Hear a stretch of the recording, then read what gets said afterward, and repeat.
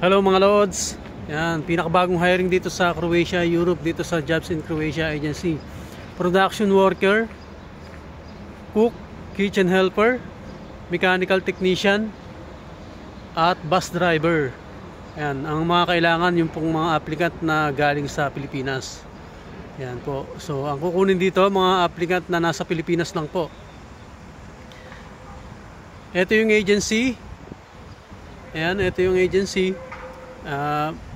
Yan yung agency ko dito, yung Jobs in Croatia.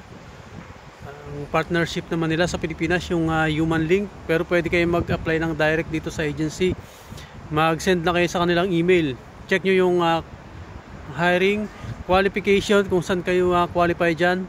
Tingnan nyo yung qualification, requirements, at yung contact number.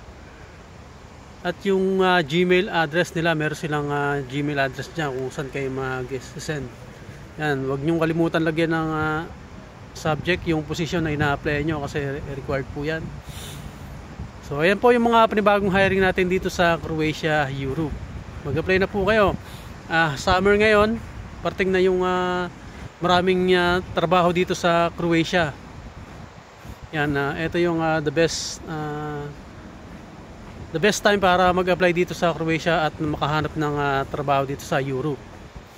So ito po yung pinakabagong update natin at pinakabagong mga trabaho or hiring na nangangailangan ng mga Pilipino dito po sa Europe.